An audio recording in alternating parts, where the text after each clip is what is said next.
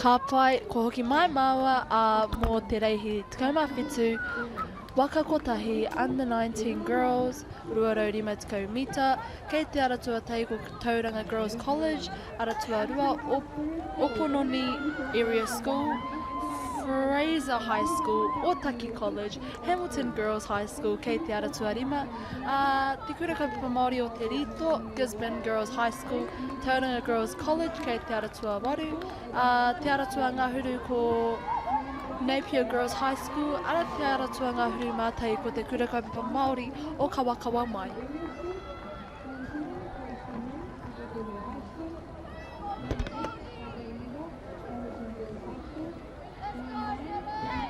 Ka pai te whānau kua tū te haki mā i tēnei wā. Kei te ata whakararangi ngā kōtiro. Ka pai kua whakatū mai.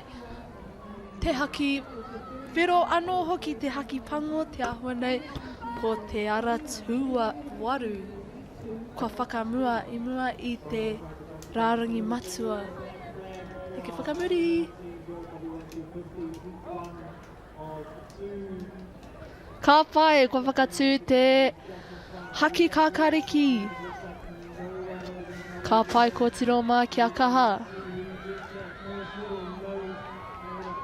I ki te nei ana I te ara tua ngahuru, ara kō, aria taurima tērā, Ara tua waru ko Manaia Ralston. Ara tua whitu. e pātata ana te ara tua whitu me te tua waru, ko wai te tua whitu. Tēnā koe hine brooking.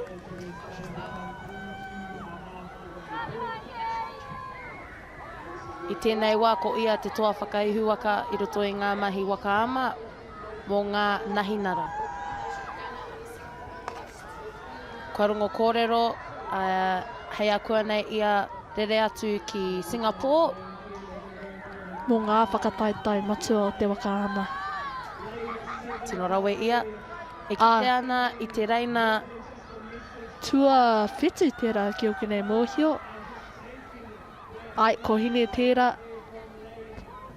te toa o ngā nahinara. tino māma tēnei mahi mana ne e kite ana. E hara I te mea me ngana ia.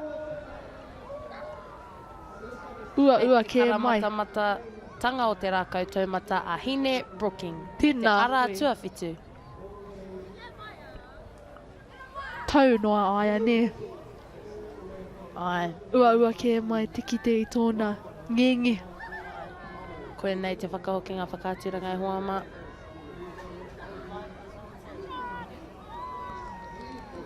Me he mea hiahia ana I te iwi, haere ki live results, kite I ngā whakaputanga tika.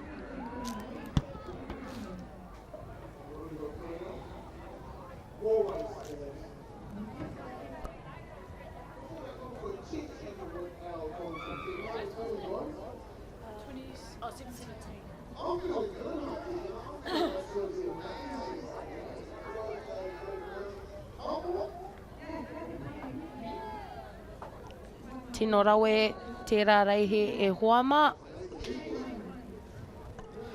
Rawe tēnei rā ne. Rawe te huarere e whiti mai ana ngā hihi o Tamanui te rā. Ai, anō nei ko hine raumati tērā e kanapa mai ana.